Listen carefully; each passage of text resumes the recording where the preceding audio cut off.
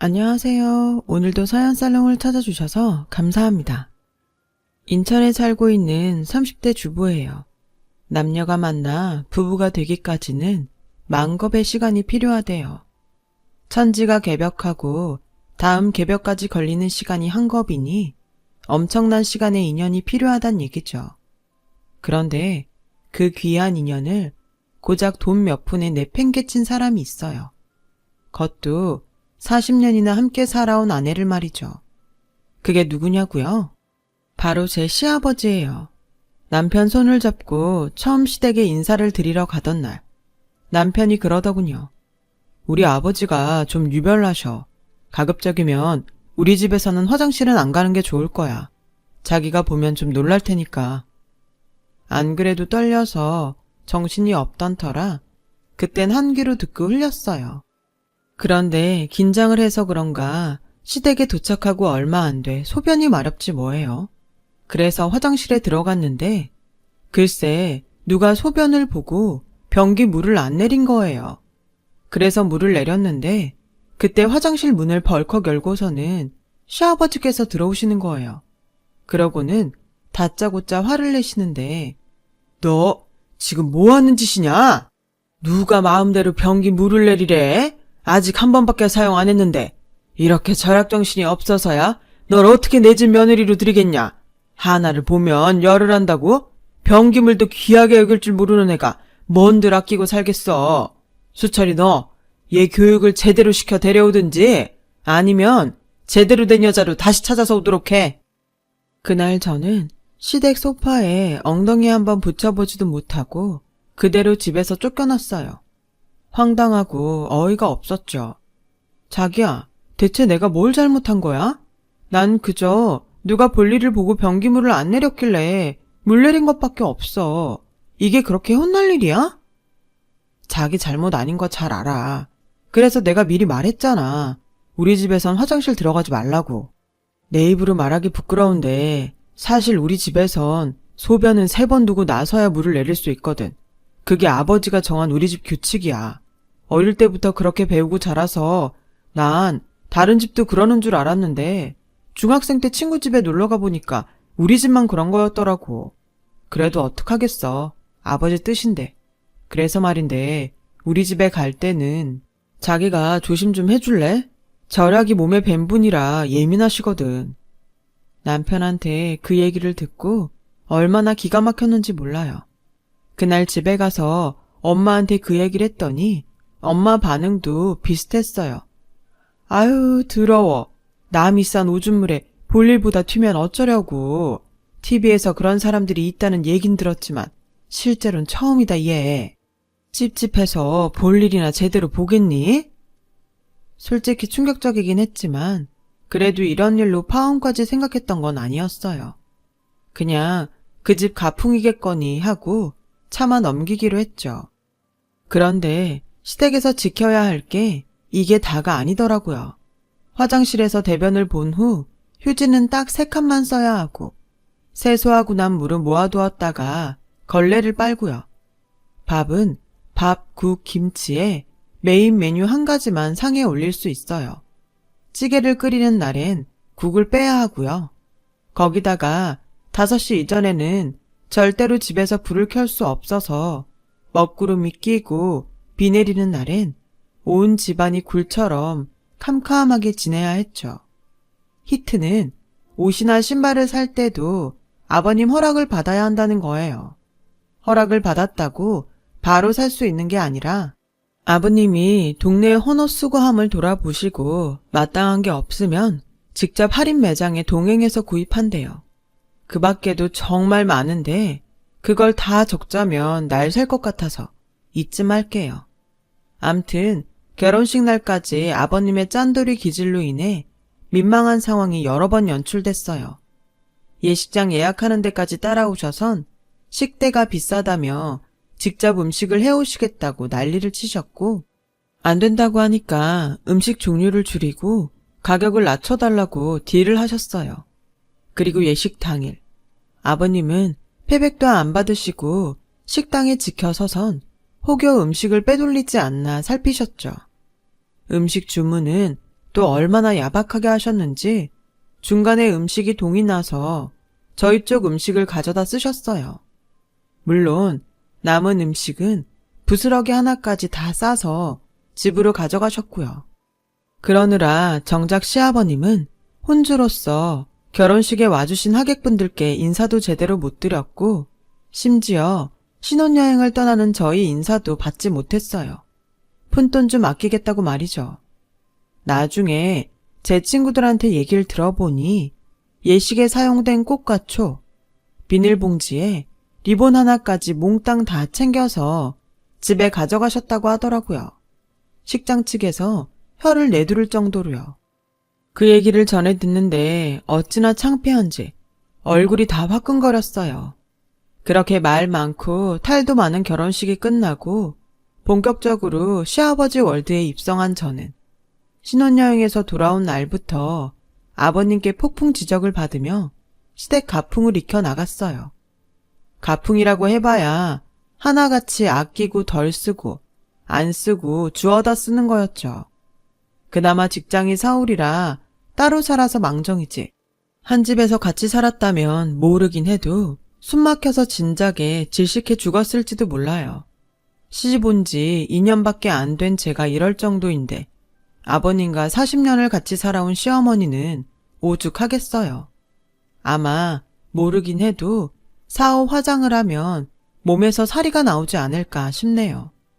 그런데 문제는 평생을 그런 아버지 밑에서 자란 남편도 집에서 아버님과 비슷한 모습을 보인다는 거예요. 화장실 물 안 내리는 건 기본이고 퇴근길에 뭘 자꾸 주워오는데 사람 미치겠다니까요. 처음엔 탁상 시계나 화분 같은 작은 것들을 주워오더니 글쎄 한 번은 사단 서랍장을 주워왔지 뭐예요. 자기야, 그런 걸 뭐하러 들고 와? 우리 집이 고물상인 줄 알아? 완전 멀쩡한데 누가 버렸더라고. 돈 주고 사려면 10만 원은 줘야 할 텐데 아깝잖아. 시트지만 붙이면 앞으로 10년은 너끈히 쓸 수 있을 거야. 남편은 제 타박에도 불구하고 기어이 시트지를 사다가 리폼을 했어요. 하지만 정작 둘 자리가 없어서 결국 베란다에 내어놓게 되었죠. 남편과 오붓하게 커피를 마시려고 홈카페로 꾸몄던 베란다에 커다란 서랍장이 떡하니 놓이니 의자 놓을 자리 하나 안 남더라고요. 어찌나 열이 받던지 저는 그 일로 남편이랑 3일 내내 싸웠어요. 그리곤 문제의 그 서랍장은 얼마 뒤 저희 집에 들리셨던 아버님이 보시곤 시댁으로 가지고 가셨어요. 부전자전이라고 서랍장을 보자마자 아버님이 이러시는 거 있죠. 완전 새 거네. 잘했다 내 아들. 그 모습을 보니 덜컥 겁이 났어요.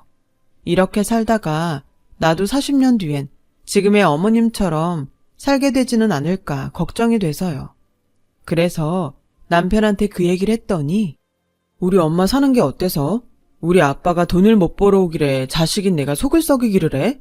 세상에서 제일 속 편한 사람이 바로 우리 엄마인데 무슨 소리야? 이렇게 여자를 모르더라고요. 말이 났으니 말이지 저희 시어머니는 밖에 나갈 때 입으로 하나 변변한 게 없어요.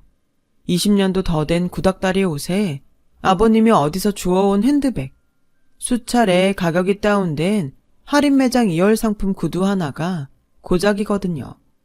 그 모습이 짠해서 제가 시집 올 때 백화점에 들러 어머님 옷이랑 구두를 사드렸는데 가격표를 본 아버님이 화를 내시며 기어이 백화점에 가서 환불을 받아오셨더라고요.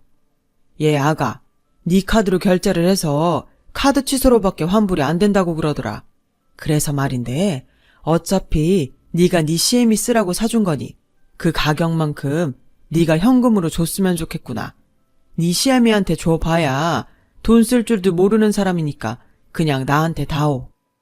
결국 아버님은 제가 어머님께 사드린 옷이며 구두까지 몽땅 현금화해서 당신 지갑에 챙겨 넣으셨어요. 그리고는 어머님께 한 소리를 하셨죠. 옆편 내가 돈 무서운 줄 모르고 어디 수십만 원 하는 옷이며 구두를 덥석덥석 받았을 생각을 해? 제발 정신 좀 차리고 살아. 자기 분수를 알아야지 원. 어머님은 선물도 뺏기고 아버님한테 싫은 소리까지 들으셔야 했어요. 제가 괜히 선물은 해가지고 어머님만 힘들게 만든 것 같아 죄송하더라고요. 그래서 아버님 몰래 30만 원을 봉투에 담아 어머님께 드렸어요. 아니다. 네가 마음 써준 것만도 고마운데 무슨 돈까지 주니? 그러지 마라. 안 그래도 돼. 네 마음만 고맙게 받을게. 결국 어머님은 한사코 거절하셨죠. 그날 이후 저는 어머님께 선물도 마음 편히 해드릴 수가 없었어요. 같은 여자로서 어머님이 가엾기도 하고 한편으론 왜 저러고 사실까 한심하다는 생각도 들었어요. 그래서 더더욱 저는 저렇게 살지 말아야겠다 다짐을 하게 됐죠. 그러기 위해선 남편 버릇부터 고쳐야 했어요. 나중에 아버님처럼 안 되게 애초에 길들여야 하니까요. 난 어머님처럼 살지 않을 거야. 그러니까 당신이 아버님처럼 살려는 마음이 있다면 일찌감치 버려. 그리고 절약이라는 명목으로 밖에서 잡동사니 주워 나르는 일도 하지 마. 여긴 당신 혼자 사는 집이 아니라 우리가 같이 사는 집이니까. 또 한 번만 들고 들어와 봐. 그땐 당신이 주워오는 만큼 나는 우리 집 살림을 내다 버릴 거니까. 아참, 볼일 보면 변기 물도 제가닥 내려. 욕실 안에 냄새도 나고 위생상 안 좋으니까. 물 좀 아끼겠다고 비위생적인 환경에서 살 수는 없잖아. 그 정도는 할 수 있지? 남편은 냉랭한 제 목소리에 질려서는 바로 그러겠노라 약속했어요. 시간이 지나자 남편도 더 이상 밖에서 물건을 주워오지 않았고 변기 물도 그때그때 내리게 되었어요. 그렇게 모든 게 제자리를 찾아가던 어느 날 친정아빠 환갑을 앞두고 엄마한테 전화가 왔어요. 아버님이 아빠한테 선물을 보냈다고? 뭔 일이래? 짠돌이 영감님이? 지난달 아버님 생신 때 저희 아빠가 생신 선물로 공진단을 보내드렸는데 글쎄 아버님도 저희 집으로 공진단을 보냈다고 하더라고요. 짠돌이 같아 보여도 쓸 때는 쓰는 분인데 제가 오해했나 보다 생각했죠. 근데 얘 이게 좀 이상해. 케이스도 그렇고 개수도 그렇고 무엇보다 냄새가 공진단 냄새가 아니야. 이거 먹어도 되는 건가 모르겠네. 엄마 말이 좀 그렇다. 이상하긴 뭐가 이상하다고 그래. 그리고 먹어도 되는지 모르겠다니? 그럼 우리 아버님이 못 먹을 걸 생신 선물로 보냈단 소리야? 아무리 내 엄마지만 선물 보낸 사람 성의가 있지. 함부로 말하는 게 듣기 거북했어요. 그래서 퇴근길에 친정에 들러 뭐가 이상하다는 건지 눈으로 확인을 하려고 했어요. 그런데 딱 봐도 가짜더라고요. 아빠가 보내드린 공진단 케이스에 따로 싸구려 환을 사서 넣은 거였죠. 엄마 말대로 냄새도 제가 알던 공진단 냄새가 아니었고요. 그래서 단골 한의원에 가지고 가서 환의 정체를 물어봤더니 글쎄 이거 풍물시장 앞에서 파는 싸구려 가짜 청심환이네요. 이런 거 함부로 드시면 안 돼요. 사장님은 간이 안 좋으셔서 이런 거 잘못 드시면 정말 큰일 납니다. 한의사한테 그 말을 듣는데 어찌나 화가 나던지 눈물이 다 나더라고요. 다른 건 몰라도 어떻게 약을 성분도 모르는 길거리표로 사서 공진단으로 속여서 보낼 수가 있는 건지 도저히 이해가 안 갔어요. 다른 사람도 아니고 사돈한테요. 저는 아버님이 보낸 약을 챙겨 들고 그 길로 시댁으로 달려갔어요. 저를 보자 아버님은 목에 잔뜩 힘을 주시고는 그러시더군요. 아버님이 공진단은 잘 받으셨다니? 내가 큰 돈 써서 보내드린 거니까 거르지 말고 잘 드시라고 해라. 지금 공진단이라고 하셨어요? 언제 아버님이 저희 친정에 공진단을 보내셨어요? 그런 건 안 왔던데요? 대신 가짜 청심환은 왔더라고요. 공진단 케이스에 담겨서요. 큰 돈 쓰셨다니까 차마 버릴 순 없고 이거 아버님 다 드세요. 저희 아빠는 간이 안 좋으셔서 이런 가짜 환은 먹으면 안 되거든요. 저는 아버님이 보냈던 환을 케이스 채로 아버님한테 내밀었어요. 그랬더니 버럭 소리를 치시더라고요. 공진단이나 청심환이나 먹으면 다 똥으로 나오는 거 아니냐? 삼시세끼 잘 먹으면 그게 보약이지. 얼마나 오래 살겠다고 약 타령이야. 싫으면 관둬라. 내가 다 먹으마. 기껏 생각해서 2만 원이나 들여 사서 보냈더니 별소리를 다 듣겠네. 네 아버지가 보낸 거랑 이거랑 뭐가 달라? 박스만 없을 뿐이지. 다 거기서 거기야. 사람이 절약할 줄을 알아야지. 허세만 가득해선. 아버님, 입은 삐뚤어져도 말은 바로 하셔야죠. 절약이요? 아버님은 절약을 하는 게 아니라 궁상을 떠시는 거예요. 애초에 절약이 목적이었다면 공진단 케이스에 가짜 약을 넣어 보내진 않았을 거예요. 그저 돈 안 들이고도 들인 척 생생을 내고 싶었던 거 아닌가요? 그게 바로 아버님이 말한 허세예요. 저희 친정 부모님은 돈 아까운 줄 몰라서 그 비싼 공진단을 아버님한테 선물했는 줄 아세요? 당신도 비싸서 못 드시는 거 내 자식 잘 봐달라고 보내신 거라고요. 그런 마음을 어떻게 허세라고 말씀하실 수 있어요? 아버님도 자식 키우는 입장이시면서 어떻게 그럴 수가 있냐고요. 말로는 매번 절약절약 하시는데요. 그러시면서 아버님이 받을 때는 왜 아무 말씀 없으세요? 남한테 기백짜리 받을 땐 절약 생각 안 나시고 주머니에서 돈 2만 원 나갈 땐 절약 정신이 솟아나나요? 세상에 그런 이중적인 절약 정신이 어딨어요? 그저 욕심이지. 앞으로는 저도요, 아버님이 하시는 만큼만 해드릴게요. 저도 이 집 식구인데 절약해야죠. 그러니 서운하단 말씀하지 마세요. 저는 쌩하니 시댁을 나왔어요. 차라리 미안하다고 하셨다면 이렇게 화가 나지는 않았을 거예요. 그런데도 끝까지 궤변을 늘어놓곤 당신이 옳다고 우기시니 저도 이해할 마음이 안 생기더라고요. 그날 이후 시댁 발길이 뜸해졌고 명절 때도 잠시 들러 식사만 같이 하고는 바로 돌아오곤 했어요. 한 1년쯤 지났을까요? 설이라 시댁에 들렀는데 어머님 안색이 안 좋아 보이더라고요. 그래서 어디 안 좋으시냐고 물었더니 그때 방에서 아버님이 나오셔선 대뜸 그러시더라고요. 암이란다. 지난주에 병원에 다녀와선 저러고 죽을 상을 하고 있지 뭐냐. 이 집안 꼴을 봐라. 지 몸 아프다고 집안 청소도 안 하고 방구석에 처박혀선 꼼짝을 안 해. 남들은 더한 병에 걸렸어도 식구들 먹여 살린다고 밖에서 일도 하고 멀쩡히 살림도 산다는데 니 애미는 암이란 소리 듣자마자 저러고 손 놓곤 유난을 떨더라니까. 아, 얼굴 안 펴. 지금 울고 싶은 사람이 누군데 그래. 병원비 몇약값이며 방사선 치료 들어가면 이래저래 돈 깨지는 건 불보듯 뻔한데 생돈 나갈 생각에? 내가 잠도 안 와. 근데 뭘 잘했다고 그래. 돈 한 푼 벌지도 못하는 게 어떻게 돈 쓰는 재주는 타고났는지 원. 그나마 하던 집안일도 못한다니 저걸 어디다 써먹어? 아무짝에도 쓸모없는 여편네 같으니라고? 에잇! 단돈 100원이라도 쳐준다면 당장 내다 팔고 싶은 심정이구만. 아버님, 말씀 함부로 하지 마세요. 사람이 아프다는데 그런 말이 나와요? 어떻게든 치료해서 회복시킬 생각은 않고 쓸모가 없다니요. 어머님이요. 아버님 아내예요. 말이 났으니 말이지. 네 시애미가 인물이 있기라냐 배운 게 있기라냐.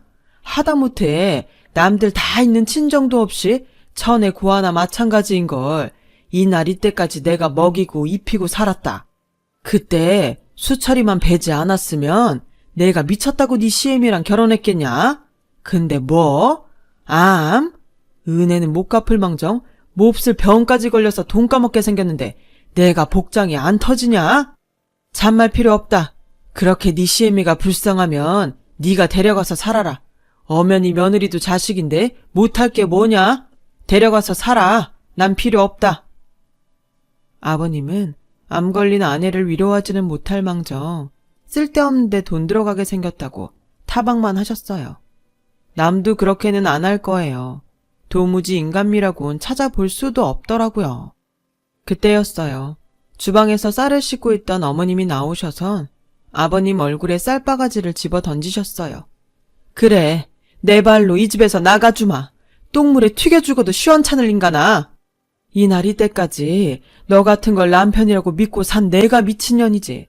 길에서 빌어먹고 살아도 네 놈 집에서 사는 것보다 마음 편할 거다. 40년을 네 마누라로 산 나를 이렇게 헌시짝거리듯 한 놈 나도 싫어. 암 진단받고 병원문 나서는데 뭐가 제일 서글펐는지 알아? 병 걸려 죽을지 모른다는 것보다 너 만나서 내 인생 허비한 게 그게 제일 서글펐어. 부모 없이 자라 친척 집에 빌붙어 살던 내 처지가 싫어서 내 한 몸 힘들어도 번듯한 가정 꾸리고 살겠다고 이날일 때까지 찍소리 안 하고 산 내가 가엾고 불쌍해서 그래서 서글펐다고. 근데 이젠 나도 싫어. 너라는 인간하고는 더는 못 살겠어. 남들 손가락질 받으면서 궁상 떨고 사는 것도 지겹고 되먹지 않은 네 형제들한테 무시당하는 것도 싫고 무엇보다 역겨운 네 쌍판떼기 보고 사는 게 제일 징글징글해서 싫어. 그러니 평생 벽에 똥칠할 때까지 궁상 떨면서 네 혼자 살아. 툭하면 내가 놀고 먹었다고 하는데 TV에서 들으니 가사노동도 엄연히 노동으로 인정한다더라. 그뿐이야? 너랑 네 형제들이 떠넘긴 치매 걸린 네 부모도 내가 다 모시지 않았니? 어디 돈 한 푼 주고 부렸어? 데리고 사는 걸 감사하라며 오히려 큰 소리 치고 부렸지. 나 그 돈 다 위자료로 받을 거야. 이날일 때까지 네가 나한테 퍼부은 폭언이랑 인격 모독 그거 다 돈으로 받아낼 테니까 각오해. 누구 맘대로 위자료를 달래. 그동안 네가 입고 먹고 산 집이 다 누구 건데. 어디서 주워들은 건 있는 모양인데 어림없어. 나갈 거면 네 몸만 조용히 들고 나가. 내 돈으로 산 건 실오라기 하나도 가지고 나갈 생각 말고. 세상 천지에 너 같은 걸 받아줄 사람이 어딨다고 까불어 건방지게. 왜 없어요? 어머님 저희가 모시고 살면 돼요. 안 그래요 어머님? 그리고 그동안 아버님이 어머님 옷을 사준 적은 있으세요? 다 헌옷 수거하면서 주워다 입히셨지. 제가 사드린 옷도 환불해서 아버님이 챙기셨죠? 정확히 47만 원이었으니까 그 돈만큼 물건으로 챙겨 나갈게요. 이의 없으시죠? 저는 어머님 방에 들어가 가방에 어머님 짐을 챙겼어요. 말이 짐이지 사실 챙길 것도 얼마 없더라고요. 40년간을 살아온 집에서 어머님 짐은 고작 20리터 캐리어 그 분량뿐이었거든요. 제가 어머님을 모시고 나올 때까지 아버님은 눈을 부릅뜨고 뭐 더 들고 나가는 거 없나 살피셨어요. 그 눈빛이 어찌나 고약하던지 정말 상종도 하고 싶지 않을 정도였죠. 그렇게 어머님은 40년간의 회한의 결혼 생활을 마치고 저희와 함께 살게 되셨어요. 저희 집으로 향하는 차 안에서 어머님은 한참을 우셨어요. 그 울음의 의미를 제가 온전히 헤아릴 수는 없겠지만 그래도 조금은 알 것 같더라고요. 그래서 마음 놓고 우시라고 일부러 길을 돌아서 먼 길로 갔어요. 그렇게 한참을 울고 난 어머님은 아까는 경황이 없어서 고맙다는 말도 못하셨다며 고맙고 미안하다고 하셨어요. 위자료를 받으면 바로 집을 구해 나가시겠다고요. 그날 밤 퇴근해온 남편과 상의해 일단은 어머님 치료가 끝날 때까지는 우리가 모시고 살기로 했어요. 어머님은 아버님과 이혼 소송이 진행되는 와중에도 꾸준히 병원을 다니시며 유방암 치료를 받으셨고 아직 초기 단계라 약물 치료를 하면서 상태를 지켜보기로 했어요. 아, 그리고 생각지도 못한 일도 있었지 뭐예요. 12시가 다 되어가던 무렵이었는데 어머님 방에서 핸드폰 벨소리가 나더라고요. 대개 연세든 분들한테 늦은 밤에 걸려오는 전화는 부고가 대부분이잖아요. 그 전화가 그랬어요. 어린 시절 어머님을 키워주신 고모님 부고였죠. 그런데 그 고모님 댁을 정리하면서 장롱 바닥에 숨겨진 문서를 발견한 거예요. 어머님의 아버지 이름으로 된 땅 문서였죠. 고모님이 일부러 감춘 건지 잃어버린 건지 알 길이 없지만 결국 제 주인을 찾아가게 된 거죠. 시골 땅이라 돈은 얼마 되지 않아서 어머님은 그곳에 집을 짓고 살겠다고 하셨어요. 아버님한테 받은 위자료로 집을 짓고 텃밭을 가꾸며 사신다고요. 아무래도 서울보다는 공기 좋은 시골이 살기 좋으시겠다네요. 그리고 그동안 저희와 인연을 끊고 살던 구두쇠 시아버지는 그동안 모아둔 돈을 오피스텔 분양권에 투자했다가 사기꾼들한테 몽땅 털려서 알거지가 됐어요. 그렇게 돈돈 하면서 궁상을 떨고 모은 돈을 사기꾼 입에 한 입에 털어 넣으신 거죠. 안 됐지만 어쩌겠어요. 다 자업자득인걸. 그동안 사람들한테 어찌나 인심을 잃고 살았는지 그 소문이 들리자 다들 아버님과 손절을 했다더군요. 뒤늦게 어머님을 찾아와 위자료를 돌려달라고 떼를 쓰셨는데 어머님이 걸레빤물을 끼얹으며 욕설을 퍼붓고 쫓아내셨어요. 그 모습이 어찌나 통쾌하던지 역시 인생은 베푼 만큼 받는가 봐요. 절약도 좋고 검소함도 좋지만 남에게 베푸는 우리 마음만큼은 부자였으면 좋겠습니다.